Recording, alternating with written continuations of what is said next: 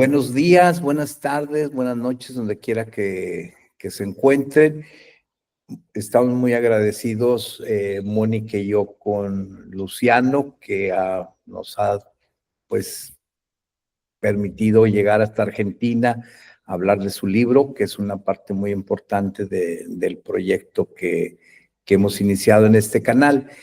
Antes que nada, Luciano, quisiéramos que te presentaras para quienes no te conocemos y que nos explicaras, por favor, cuál ha sido el proceso pues, de creación, de producción de tu libro.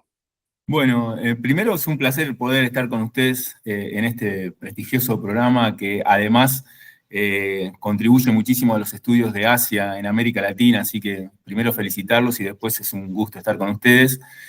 Bueno, como bien dijiste, mi nombre es Luciano Lanare, yo soy estudioso de Corea desde el año 2004. Básicamente afincado en la Universidad Nacional de La Plata. La Plata, para los que no saben, es la capital de la provincia de Buenos Aires, una prestigiosa universidad de las más importantes de Argentina. Y ahí tenemos una cátedra de Historia de Asia y África, y desde el año 2004 yo vengo investigando sobre Corea, ¿no? También tuve la suerte y la gran fortuna en el año 2005 de viajar a Corea del Sur, lo cual me pudo abrir la cabeza y las ideas para interesarme por esa sociedad y por la historia y la cultura de esa sociedad tan interesante. Así que desde esa época me vine vinculando con Corea. Después en la Argentina soy miembro desde esa época de la Asociación Argentina de Estudios Coreanos, que también nosotros venimos organizando congresos todos los años, y ahora cada 2 años un Congreso Nacional de Estudios Coreanos. Este año hay uno ahora en junio. Y bueno, y mi interés en Corea fue desde esa temprana edad. De hecho, éramos casi la vanguardia en el 2004, 2005, cuando era todo Japón en esa época, después fue China, y Corea medio que quedó relegado, de no ser por la gente que se interesaba por el K-pop o los K-drama, ¿no? Pero bueno, específicamente sobre la historia de Corea, vengo desde esa época. Y la experiencia de escribir un libro, bueno, fue muy emocionante, ¿no? Porque yo sí venía participando en partes del libro o en capítulos del libro, hasta con colegas mexicanos también, sobre todo de la UNAM o el Centro o el Círculo Mexicano de Estudios Coreanos. En alguna ocasión hemos tenido la oportunidad de hacer algunos artículos juntos, sino con la revista de la Universidad del Colima, también, que era muy importante, Portes, el nombre de la revista, pero nunca había pasado que tuviera un libro mío, ¿no? Que fuera todo producto de mi pluma, por decirlo así. Y bueno, y se presentó que el año pasado yo había presentado una tesis sobre el movimiento obrero, algo que me había interesado también mucho, por el hecho de pensar desde la época que fui a Corea, cómo Corea se había podido desarrollar, y en el caso de América Latina todavía estamos buscando la fórmula, ¿no? Para conseguir un desarrollo del estilo capitalista clásico. Y bueno, y en esa tesis encontré la oportunidad también de convertirla en libro, porque me pareció, y esto fue una gran ayuda, la editorial de la Universidad del Centro, que es donde hice la tesis, acá en la ciudad de Tandil, que a lo mejor un trabajo como ese, no por mí, sino por la temática, tendría que salir un poco de decir, bueno, doy la tesis, se queda guardada en una biblioteca o en un archivo y nadie más la lee. Y bueno, gracias a la Universidad del Centro, gracias a la editorial de la Universidad del Centro y a Gerardo Tazara, que es el director, me permitieron convertir esa tesis en un libro. Y creo que esto es importante, me parece, desde mi punto de vista, porque abre la puerta a que otras muchas tesis se puedan convertir en libro y de esa manera difundir nuestros estudios, nuestras opiniones, y no como una especie de textos canónicos, ¿no? Sino más bien de textos que abran el debate, porque lo que necesitamos en América Latina es abrir el debate sobre Asia y Pacífico, y creo que aportando nuestra propia bibliografía podemos ayudar a que ese debate se nutra. Con los compañeros de México, con los compañeros de Colombia, de Chile, estamos iniciando ese camino de no solo exponer y que, bueno, nos aplaudan o nos miren medio feo y después nos vamos cada uno a su lugar de origen, sino lo que estamos buscando es iniciar una verdadera senda del debate para generar un corpus bibliográfico propio de América Latina. Entonces, mi pequeño granito de arena, mi chiquito granito de arena, es este pequeño gran libro para mí, que bueno, ojalá pronto pueda estar en México y también lo puedan ustedes leer. Y también lo que necesito son devoluciones, ¿no? Porque esta idea de que, bueno, uno escribe y no espera críticas, sino solamente aplausos, también creo que la tenemos que desterrar, porque uno en conocimiento crece con los demás. Y si los demás critican de forma bien, respetuosa, creo que es un aporte gigantesco. Así que es un poco esa la tesitura del libro y de mi presente como investigador sobre Corea. Muchas gracias, Luciano, por tu presentación tan completa, por la introducción hacia el libro. Y ahora, primero, retomo un detalle que se nos ha pasado para los que están escuchando y lo voy a leer para no cometer errores. El título del libro de Luciano es El milagro surcoreano y la clase obrera en el proceso de industrialización acelerada. De entrada ya es muy interesante. Entonces, nuestra siguiente pregunta es, ¿por qué escribir? Y de hecho es una pregunta que tú planteas en la introducción. ¿Por qué escribir sobre el milagro surcoreano? Bien, es una pregunta nodal, ¿no? En esto, Mónica, porque acá en Argentina muy pocas veces se había hablado del milagro del río Han, o el milagro surcoreano, o el milagro coreano, como se conoce muchas veces, pero siempre se lo presentaba como una especie de espejismo, ¿no? Bueno, un país que muy pocos conocían, que muy pocos saben su historia, de repente había pasado de ser una sociedad agraria a ser la séptima, octava, novena potencia del mundo. Y no en un periodo de 200 años ni de 300 años, sino en un periodo de 20 o 25 años. O sea, estábamos hablando desde la presidencia de Park Chung-hee, más o menos hasta mediados de la década del 80, ¿no? Cuando hay una crisis económica muy profunda. Y siempre me había surgido esa duda. Digo, bueno, ¿por qué América Latina todavía estamos peleando con niveles de indigencia, de pobreza, de atraso muy grandes y una sociedad que no tiene recursos? Hay que recordar que Corea del Sur solamente el 70% es territorio montañoso, o sea que no tienen grandes cantidades de recursos naturales como tenemos en América Latina, y de repente habían pasado a generar una economía de vanguardia. Entonces, y también me llamó otra cosa que parece mentira, pero la palabra milagro. Me cuesta mucho asociar la palabra milagro a economía, ¿no? Porque la economía son números, es 1 más 1, 2, y de repente acá aparece algo medio espiritual, que es la idea de un milagro. Bueno, ¿por qué los latinoamericanos no hemos tenido milagros? No sé si porque somos medios agnósticos, seremos malos con Dios, pero milagros de ese tipo no hemos tenido. Y bueno, y ahí fue como me introduje a ver el fondo de los números. O sea, abrí la tapa de esos números del PBI, de la producción, de la exportación, que uno se queda maravillado, y ver y buscar, bueno, qué hay debajo de eso, qué se esconde o qué no se oculta, o qué el brillo de ese milagro no nos deja ver, esa luz que nos encandila, ¿no? Y ahí descubrí que, obviamente, tras todo estaba, desde mi punto de vista, y puedo estar equivocado, la clase obrera, ¿no? Que muy pocas veces se habla de las condiciones en las que los obreros, y sobre todo las obreras mujeres, las trabajadoras, ¿no? Llevaron adelante este proceso de industrialización en los primeros años del milagro. Y ahí me quedé con otra imagen. Digo, bueno, claro, si esas van a ser las condiciones en las cuales se van a desarrollar el milagro, bueno, hay cosas para decir. Y me interesó también, desde mi humilde posición, poderle darle voz a esa clase obrera, y sobre todo, vuelvo a reiterar, a la obrera mujer.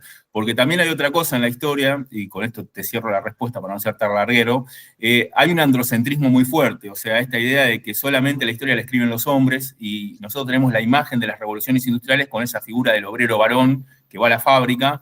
Bueno, y un poco desmistificar esa lógica donde, por ejemplo, en el caso de Corea del Sur, fueron las mujeres campesinas traídas hacia los grandes talleres las que cimentaron con su sangre y con su esfuerzo y con su juventud todo ese milagro que después quedaría maravillado por las cifras, ¿no? Entonces, un poco era reivindicar eso y traer y darle un poquito de voz, o todo lo que se pudiera de voz, a ese sector social que había cimentado el milagro. Así que por eso fue la idea de hablar sobre el milagro coreano, ¿no?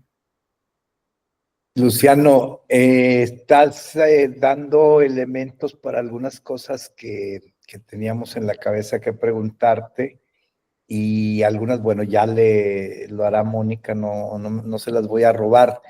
Yo lo que te preguntaría son dos cosas. La primera, que para mí, mi formación inicial universitaria es como historiador. Entonces a mí me gusta el chisme, me gusta saber, a veces más que de la obra del autor. En ese sentido, las dos preguntas, la primera es, ¿qué tiene que ver tu entorno social, tu historia tu historia política en este trabajo? Y la otra es las teorías que alimentan tu obra. Bien, Gracias, muy buena, muy interesante pregunta, ¿no? Porque la bibliografía también está metida en el libro de cada uno, o en lo que escribe cada uno. Creo que es imposible, y esto también nosotros lo recalcamos mucho, buscar la objetividad en las ciencias sociales. Esa idea de que escribimos adentro de un tubo de ensayo es mentira. Nadie escribe adentro de un tubo de ensayo, ni estamos haciendo ciencias exactas. Y a mí creo que siempre me impregnó la idea del peronismo en Argentina, donde desde esa etapa, por lo menos del 45 en adelante, los trabajadores hemos conquistado muchos derechos laborales, ¿no? Y pensar en ese sentido, bueno, ¿cuál había sido la historia de eso? En un congreso que se había realizado en el año 2006 en Argentina, vino una persona de Corea del Sur y nos dijo que los argentinos no nos habíamos desarrollado porque no habíamos tenido dictaduras duras como la de Park Chung-hee. Elemento medio chocante, porque yo le pregunté si esa persona había conocido, por ejemplo, lo que había sucedido en la dictadura del 76 al 83 en Argentina, donde desaparecieron 30.000 personas. O sea, no es una cuestión de dureza de dictadura, sino que me llamaba la atención de decir, bueno, a ver, ¿cuál es la dureza que tenía esa dictadura surcoreana y cuál era la condición de esos trabajadores? Entonces, desde esa posición de creer, por lo menos en la historia argentina hasta la década del 90, de que los trabajadores siempre tenían derechos, tenían posibilidad de vacaciones, tenían posibilidad de descansar, tenían posibilidad del ocio, también me quise indagar sobre cómo era la condición del trabajador y la trabajadora surcoreana. Entonces, desde esa posición, no de militante peronista, pero sí de conocer un tipo de obrero que tenía derechos a partir del 45 en la Argentina, quería saber si se podía generar un desarrollo industrial con derechos del trabajador. Y bueno, no quiero adelantar lo que dice el libro, pero tampoco tengo problemas en decir que, bueno, que las condiciones de los trabajadores surcoreanos distan muchísimo de las condiciones que tenían los trabajadores argentinos en la misma época.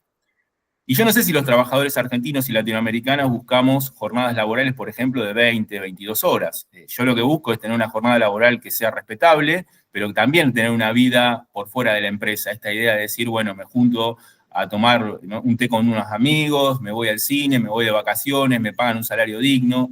Tener la posibilidad, por ejemplo, de asociación sindical. No quiero que una central de inteligencia, como era la CACIA, organice los sindicatos dentro de la industria. Entonces, sí hay una posición ideológica, hay una posición en la cual yo escribo desde una experiencia personal, que es la experiencia del movimiento obrero argentino a partir del peronismo, y es en ese entorno. Obviamente que las herramientas con las cuales yo articulo el libro no me quedo solamente en las críticas, porque era fácil a lo mejor de agarrar el manual marxista y decir, bueno, a partir de no sé, la acumulación originaria del capital, de la idea de plusvalía, bueno, de la idea de mercado, darle y decir, bueno, es todo así. No, también tomé la teoría liberal, tomé la teoría clásica y tomé algunos autores también asiáticos para pensar, bueno, ¿cómo podemos comprender este momento de desarrollo contemporáneo? Por eso también la visión del libro es una visión de larga duración, no me quedo solamente con la presidencia, mejor dicho, no arranco el milagro con la presidencia de Park Chung-hee, sino que lo estiro.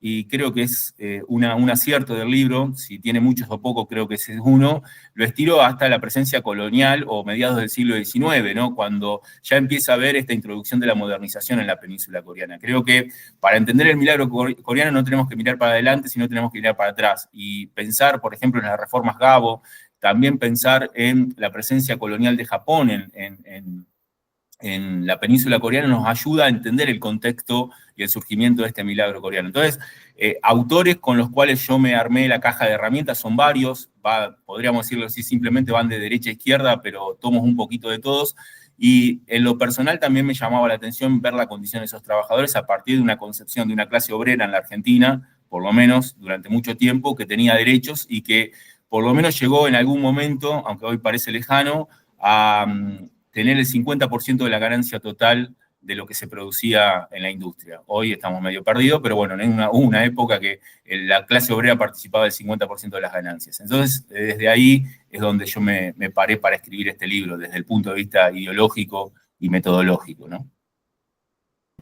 Gracias, Luciano. Y la verdad es que esa postura se puede ver en los diferentes subtemas que vas abordando, ¿no?, que podemos ver en el índice, por ejemplo, sobre los salarios, pero el que a mí más me llamó la atención, que ya lo mencionaste un poco, y que a ver hasta cuánto nos puedes contar sin dar todo el libro para generar esa curiosidad en el lector, las obreras, porque como lo has mencionado, siempre se tiende a generalizar en la historia o se menciona la parte de los hombres en la guerra, ¿no? Y se olvida el otro 50% de la población de qué pasaba con las mujeres en la industria o en la guerra, etcétera. Entonces, ¿cuál fue el papel o qué nos podrías decir precisamente de las obreras en este proceso de industrialización?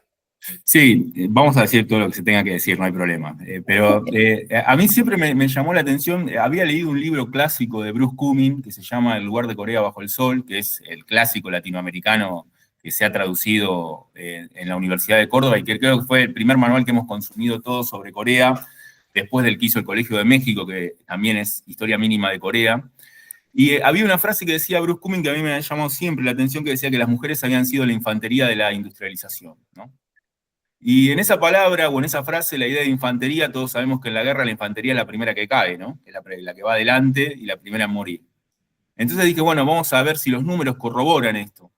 Y a partir de la búsqueda de fuentes históricas, de datos estadísticos del Banco Central surcoreano, de algunos sindicatos de Corea, empezamos a ver, y se empieza a ver, que las mujeres dentro de ese proceso de industrialización en el cual no había límite por parte, porque también hago un paréntesis, hay que hablar de una dictadura tanto militar en el caso de Park Chung-hee, pero también de una dictadura empresarial por parte de los chaebol, ¿no? Porque a veces en estos procesos se cree que el malo solamente es el político y los empresarios son los buenos. No, en este proceso industrial también el empresariado participó de un autoritarismo, ¿no? Porque en esa búsqueda de maximización de las ganancias y sobre todo del cumplimiento de las metas que le ponía Park Chung-hee, exigía al límite. Y obviamente, por toda una estructura social, cultural y política, que yo no me animaría a decir que es culpa del confucianismo, porque creo que esa es una visión media eurocéntrica que habría que discutir también, y es un debate que tenemos para adelante, se encontró en la mujer, sobre todo en la mujer joven campesina, esta idea de dar la vida por el milagro, pero en base a esto también en base a la familia, ¿no? O sea, el proyecto de la nación era el proyecto de la familia. Y acá tiene que ver mucho, creo que en el libro también se destaca, la aplicación del sistema Using, ¿no? Que hace Park Chung-hee, esta idea de transformar para el capitalismo la lógica del confucianismo. Y son estas mujeres de ese campo empobrecido, de esa lógica en donde se tiene que mantener a la familia, en donde va a encontrar en el primer plan quinquenal y sobre todo en la industria textil, a un ejército de mujeres que están dispuestas a ir a la ciudad para mandar algo de dinero a sus padres y a sus hermanos que habían quedado pobres en el campo, y de esa manera aguantarse, sostener cualquier sistema de explotación. Por ejemplo, la idea de dormir al lado de las máquinas de coser, ¿no? Y creo que también en estas sociedades machistas, como también pasa en América Latina, la mujer es mucho más vulnerable porque se la concede en torno a que, bueno, hay una estructura natural que se permite que la mujer sea más explotada y pagarle menos que lo que se le paga al hombre varón, ¿no? O al hombre, sí, al varón, ¿no? Y creo que en este modelo de sistema que surge en Corea a partir de la década del 60, eso vino como anillo al dedo para la acumulación inicial del milagro, y se explotó al máximo a esta mujer. O sea, en la parte textil hay casos de abusos, por ejemplo, en torno al salario, que se le pagaba un 50%, un 40% de lo que se le pagaba a un varón. Los accidentes laborales en las mujeres eran mayores que los de los varones. Entonces, creo que hay un articulado, vuelvo a decir, cultural, político, ideológico, que se buscó esa carne de cañón, ¿no? Y que como se tenía fácil para poderla explotar, para poderla articular como una herramienta bien descartable de ese milagro, se la articuló, ¿no? Y por eso me parece que la reivindicación de la mujer, de la trabajadora, de la obrera, es una deuda pendiente del relato del milagro, y que no sobre todo del relato, sino de la resistencia también, porque tenemos que ver que a toda acción hay una reacción, y en ese sentido también las mujeres encabezaron en muchos casos la resistencia a esa sobreexplotación. Entonces viene un poco por ahí, el que lea a lo mejor el libro, lo puede ver cuantitativamente esto, con números reales en torno al salario, en torno a las jornadas laborales, en torno a los accidentes laborales, cómo estas mujeres eran sometidas a ese escarnio, a esa infantería, o sea, era la primera línea que caía, ¿no? Entonces un poco la idea pasaba por ahí. Yo creo que uno de los temas de los debates, como con precisión lo he señalado, que pues sería ideal que tuviéramos respecto a Asia, es en relación al confucianismo. ¿Cuál es tu análisis respecto al papel o sobre la presencia o la ausencia del confucianismo o el nivel de importancia en el proceso coreano, sobre todo a partir del 60, 62? Sí. Bueno, primero, por honestidad intelectual, yo no soy especialista en el confucianismo, o sea que lo que voy a decir lo voy a decir a partir de lo que leí y de las conclusiones que he sacado, ¿no? Pero no podemos entender Asia del Este si no entendemos el confucianismo y la lógica del confucianismo en torno a la vida en la sociedad, ¿no? Y esta idea de, por ejemplo, la piedad filial, ¿no? Esta conexión que se tiene a través de, bueno, los ancestros, los hermanos, los padres, el rey, el presidente. Y creo que tanto en el norte como en el sur, después de la división en el 48, se tomó mano del confucianismo como una lógica también para articular los nuevos entramados sociales, culturales, políticos y económicos, tanto de Corea del Norte como de Corea del Sur. Y yo lo pienso en dos ejemplos, ¿no?, que podríamos analizar o debatir en el futuro. Por ejemplo, ¿qué pasa en el norte con la idea Juche, ¿no? Si, qué componente de la idea Juche también está nutrido, creo que yo en un nivel muy alto, con el confucianismo. O sea, se toma parte de las ideas que traía la modernidad, porque el comunismo es una idea de la modernidad, y se la mezcla un poquito, por decirlo así en términos muy simplistas, con el confucianismo y otras lógicas, y se crea la idea Juche, que hoy sostiene toda la cosmovisión de los norcoreanos.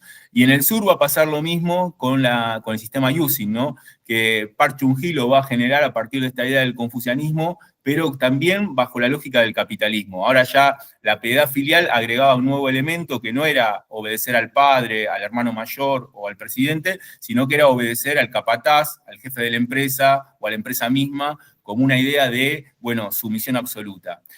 Ahora, yo no creo que sea todo el confucianismo el que explique el sistema de explotación, creo que hay otros articulados, porque si no, también tenemos el peligro de caer en el relato eurocéntrico que nos dice que las sociedades asiáticas no son democráticas, culpa del confucianismo. Bueno, a esa gente habría que decirle que tenga que ver un poquito que se trataba la teoría de los portentos, ¿no?, que si cuando el rey o el emperador perdía la virtud tenía el derecho a sublevarse, o sea, en Europa no había ningún derecho que sostuviera la sublevación del pueblo cuando el rey era injusto. O la idea de la virtud en comunidad también, que el confucianismo pretende la idea de una cosmovisión social del mundo y no este individualismo que tenemos en Occidente, que cada uno, a partir de la teoría liberal, se salva solo, ¿no? Entonces, para lo que me preguntás, sí, obviamente habría que profundizar cuál fue el calado central de que la sociedad confuciana, sumada a todo el proceso de modernización, porque otra cosa que yo destaco es que no podemos dejar de lado toda la modernización en términos ideológicos que impuso el colonialismo japonés. Porque otra cosa de la cual estamos salvados los latinoamericanos, y creo que esto es central para poder escribir de Corea, que podemos hablar de Japón. En Corea del Sur, por lo menos hasta donde uno puede leer, el tema de Japón y del periodo colonial es muy espinoso de hablar, ¿no? Porque de un lado y del otro hay pasiones que hace muy poco sucedieron en términos históricos y bueno, se trata de o borrarlo del mapa o directamente tratarlo como un enemigo acérrimo y punto. Desde América Latina tenemos la gran ventaja de decir, ¿cuál fue la lógica del imperialismo y colonialismo japonés y qué impronta logró meter dentro de esa conversión de la sociedad coreana hacia el capitalismo moderno? Y creo que también habría que ver qué peso tuvo el colonialismo en las ideas confucianas y cuánto del confucianismo original del siglo XIX sobrevive, porque también, como mencionaba yo, las reformas Cabo, que van contra la clase Yanban, modifican también la lógica del pensamiento confuciano. Entonces, no podríamos hablar de un confucianismo, sino tendríamos que hablar de varios confucianismos. Y vuelvo a decirte, para redondear, esta idea de pensar a partir del 48 y la división de Corea, cómo cada uno de los gobiernos, cómo cada uno de las élites, tanto del sur y del norte, aprovechan esa red de pensamiento para articular un nuevo sistema político y económico en cada uno de los lugares, al sur y al norte del paralelo 38. Es un debate pendiente, estaría bueno tener especialistas alguna vez que nos puedan ilustrar un poco más, pero bueno, esa es mi posición como historiador, ¿no? Muchas gracias, Luciano, muy interesante, sobre todo porque aquí ya hasta nos ofreces una perspectiva comparativa un poco con cómo se fue desarrollando en Corea del Norte ese sistema y cómo se desarrolló, al menos en el periodo de Park Chung-hee, este sistema, ¿no? Y ahora nuestra siguiente pregunta también, y un poco para ir cerrando, ¿cuál sería una diferencia o la innovación de tu libro frente a otros textos ya escritos? Bien, suena medio petulante, pero bueno, lo vamos a decir. No quiero pecar de soberbia, por favor. No, creo que tiene algunas pequeñas grandes ventajas. Primero es que la posibilidad de que desde América Latina se empiecen a imprimir libros en español y escritos por latinoamericanos sobre Corea. O sea, si bien ha habido y hay un montón de libros, creo que nos lleva la posibilidad de nutrir una biblioteca común latinoamericana. Entonces, ese es el primer articulado. Lo segundo, y como te mencionaba al principio, es el hecho de que las editoriales universitarias, como el caso de la UNICEN, se la jueguen o apuesten por producir esta temática, porque convengamos que en América Latina, si no es historia europea, historia de Estados Unidos, historia latinoamericana, casi no se imprime nada. Obviamente se imprime mucho sobre China, porque bueno, ahora China supuestamente han descubierto China, por más que estuvo hace 5.000 años, descubren a China ahora, entonces todos quieren imprimir sobre China. Pero bueno, me parece que es una apuesta muy interesante de las editoriales universitarias, como el caso de la UNICEN, de jugársela por un tema que puede ser punta de lanza. Y lo otro que creo que puede contribuir bastante es la idea de abrir un debate. Porque si no, siempre nos quedamos en la visión económica del milagro surcoreano, que creo que es un poco lo que prima. Yo por lo menos lo poco o mucho que he visto sobre el milagro surcoreano siempre viene del lado de las ciencias económicas, o esta idea de, bueno, hagamos tratados de libre comercio, tratemos de copiarlo, busquemos la receta, pero poco se dice sobre lo que hay tras la luz del milagro, tras el brillo del milagro, y creo que este libro por lo menos mete un poquito el pie en la puerta para dejarla abierta para que entren otros temas. Entonces, creo que esos son los aportes mínimos, humildes, pequeños, pero que ojalá sea la punta de lanza de un montón de colegas de América Latina que se animen, y vuelvo a decirte lo que les decía hoy, el hecho de que esto no tiene que ser algo canónico, que digan, bueno, este autor escribió sobre el milagro coreano y no se habla más, o bueno, ya está, no se lee. Creo que tiene que ser el punto de una crítica y un debate, porque si no debatimos, si no nos criticamos en términos honestos, no vamos a poder generar nunca un corpus serio sobre el conocimiento de Asia del Este en general, ¿no? Luciano, hay muchos temas interesantes que has abordado, que se cruzan, que habría que discutir mucho. Perdón, que como tú mismo dices, que sería preciso escribir. Y yo te quiero preguntar una cosa y solicitarte otra. La pregunta es, ¿qué lecciones sacas de todo esto? ¿Cuál debería o no debería, cuál podría ser lo que podríamos llamar la agenda de investigación? Y la otra, la solicitud, pues que digas algo que creas que sea esencial y que Mónica y yo hemos pasado por alto. Bien, bueno, mirá, la lección que saco de esto, una sola creo principal y después varias anexas, pero te voy a decir la principal, es que el modelo coreano de desarrollo es incopiable, o sea, no se puede copiar. Que tenemos que abandonar esa idea en América Latina de creer que algún día, juntando una receta mágica de desarrollo, vamos a llegar a ser una economía industrial como la surcoreana, porque es imposible. Yo creo que la primera gran, si se puede decir verdad, pero no me gusta el término, pero para que se entienda, es eso, que no podemos copiar Corea, que es incopiable y que es un proceso de desarrollo único e irrepetible, ¿no? Por lo menos para América Latina. Después otras muchas, pero no los quiero aburrir, pero creo que esa es la principal.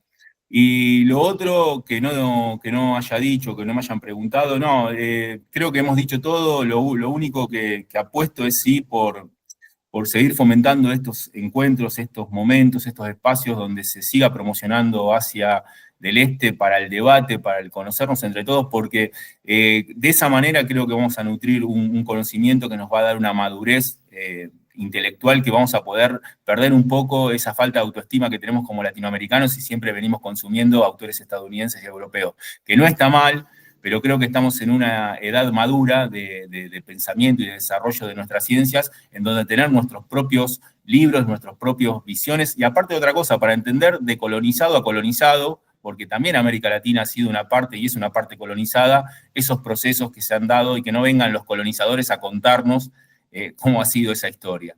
Entonces creo que un poco eso, quedarme con esta idea de alentar, de apostar, de darle vivas a toda esa gente que a lo mejor no se anima a escribir un libro, no se anima a escribir una tesis, o tiene miedo de participar en un congreso. Creo que ese es el único camino que tenemos por delante para poder hacer de América Latina una región con voz propia. Y otra cosa para cerrar, creo mucho también en esta idea de perder los nacionalismos a la hora de la intelectualidad, ¿no? A la hora de la academia.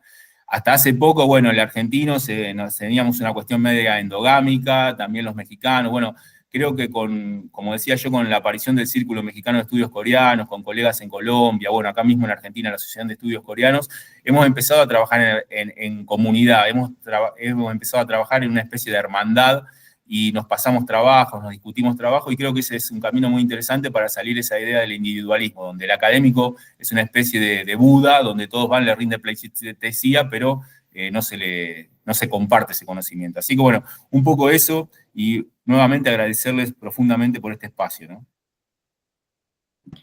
Pues Mónica. Muchas gracias, Luciano. Ha sido muy disfrutable y muy enriquecedora la entrevista o la conversación que tuvimos, así que solo vamos a esperar que podamos tener acceso al libro para disfrutarlo y también para, en dado caso, tener algún comentario como nos has mencionado anteriormente, ¿no? Gracias. Muchísimas gracias, muchas gracias. Luciano, pues muchas gracias. Y también es otro problema resolver, ¿verdad? La distribución de lo que escribimos. En fin, esperemos encontrarnos en un futuro cercano por este u otros medios. Muchísimas gracias. Muchas gracias, muy amable.